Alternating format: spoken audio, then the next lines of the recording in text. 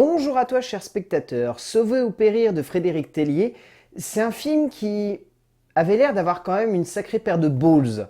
Parce que dans le cinéma français, il n'y a pas tant que ça des films qui ont pour ambition principale de raconter une histoire vraie, ça oui, mais de la raconter de la manière au-delà de la plus crédible qui soit, la plus respectueuse qui soit. Il y a beaucoup d'histoires inspirées de la vie réelle qui cherchent absolument, entre guillemets, à amener beaucoup de dramaturgie autour pour faire en sorte que l'histoire soit plus ou moins attrayante pour le spectateur. Là, l'ambition principale de Tellier, qui se ressentait déjà dans son premier film, c'était de retranscrire au mieux possible l'histoire de cet homme, quitte à peut-être sonner comme pas si cinématographique que ça et se rapprocher plus d'un documentaire, voire possiblement d'un film expérimental.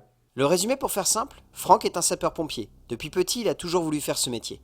Avec sa femme Cécile, ils vivent au beau milieu de la caserne de Paris. Ils s'apprêtent à avoir des jumelles. Dans le même temps, Franck vient de gagner son galon de sergent sur feu, lui permettant de pouvoir intervenir sur des incendies. Il est indéniable qu'on n'est pas loin du film expérimental dans le sens où le film est une vraie plongée dans la tentative de cet homme de se relever d'un enfer. C'est hyper intéressant en termes de démarche artistique.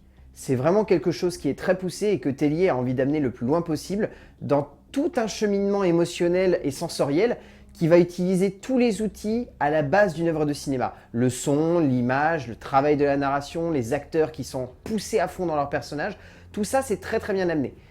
Mon énorme souci, c'est que dans ce genre de démarche, il y a une barrière qui pour moi est essentielle à briser et que Tellier n'arrive pas à briser ici. Et pourtant, il avait très bien réussi à le faire dans l'affaire Escadé, son précédent film. Et c'est qu'il manque de la subtilité. Le film a un pathos digne d'un éléphant qui s'assoirait sur une souris. C'est-à-dire que c'est beaucoup trop lourd pour écraser quelque chose de beaucoup trop petit. Et constamment, en fait, le film, on a la sensation qu'il y a quelqu'un qui est à côté de nous et qui nous donne des petits coups dans l'épaule en nous disant « faut pleurer, et il faut pleurer, et c'est triste, il faut pleurer, et pleure encore, il faut pleurer, et regarde cette séquence-là, elle est vraiment triste, il faut pleurer ». Et à partir de ce moment-là, moi, en fait, j'aime pas ça. Enfin, je trouve pas ça très intéressant comme démarche artistique. Le reste du film est vraiment passionnant, mais cette démarche-là, c'est pas intéressant. L'émotion, ça doit être quelque chose qui doit être spontané, pas quelque chose qu'on doit forcer constamment tout au long du film. Et c'est dommage parce que le reste du temps, Tellier a une démarche très intéressante et une démarche qui veut parler avant tout d'une chose qui peut sembler bête, mais il veut parler de la vie. La vie est faite de beaucoup de choses, bonnes ou mauvaises, importantes ou anecdotiques, symboliques ou bien ancrées dans le quotidien, bref, elle est faite de beaucoup de choses.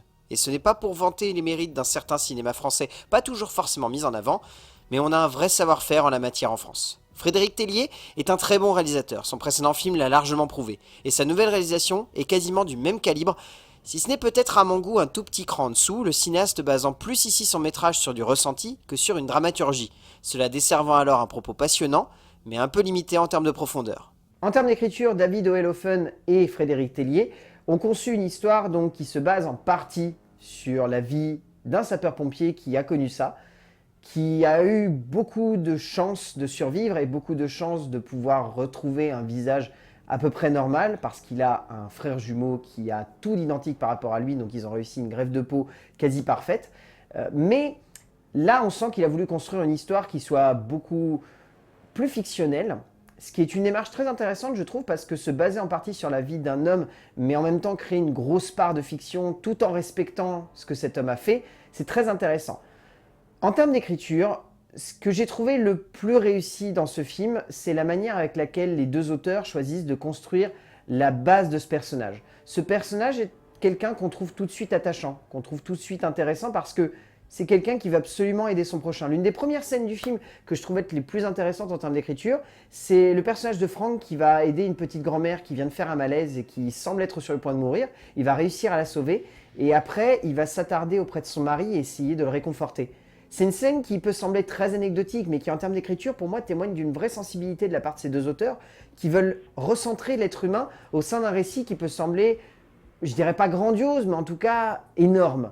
En tout cas, en termes de possibilités, on pourrait se dire « ouais, on va en faire un symbole, un héros de la nation française ». Non, c'est juste un homme. Un homme qui voulait constamment aider les autres, qui du coup a failli mourir, et le but, c'est d'exploiter ça.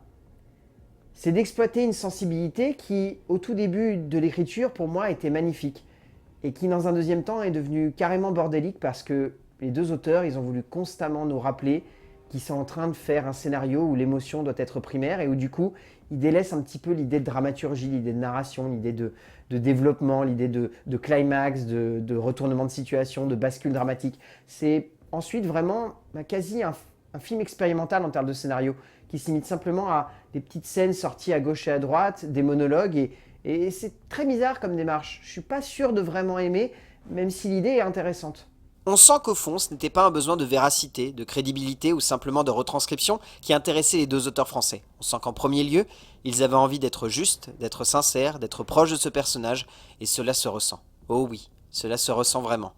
Mais au détriment de la construction et du développement, d'une dramaturgie qui sonne au bout du compte comme un peu trop anecdotique, un peu trop fermée dans une boîte où il ne doit pas se passer trop de choses pour réussir à donner envie aux spectateurs de plus se passionner pour un tout qui sonne malheureusement comme trop fermé et pas assez développé, alors que cela n'aurait pas dû être le cas. En termes de mise en scène, il est indéniable que Frédéric Tellier est un très bon réalisateur. C'est un mec qui sait exactement comment mettre en place sa caméra, comment développer une émotion sincère chez le spectateur, en tout cas durant une partie du métrage, mais en tout cas c'est un mec qui, pour moi, dans sa démarche, a quelque chose d'hyper crédible. Je suis désolé, mais toute la partie où on voit Franck évoluer dans la caserne, toute cette partie où on le voit avoir des réflexes, avoir un quotidien, faire du sport, etc., c'est une partie qui pour moi est de l'ordre de la telle minutie de metteur en scène que du coup on y croit à mort. On a vraiment envie de se dire que c'est pas uniquement un personnage de cinéma, c'est un personnage qui est ancré dans la réalité. Et c'est ça que j'ai trouvé très fort dans le film. C'est cette intention de vouloir sonner comme une chronique de vie. Et dans ce premier temps, c'est hyper bien réussi, c'est extrêmement fort, il y a une photographie qui est sublime, qui met très bien en avant les acteurs.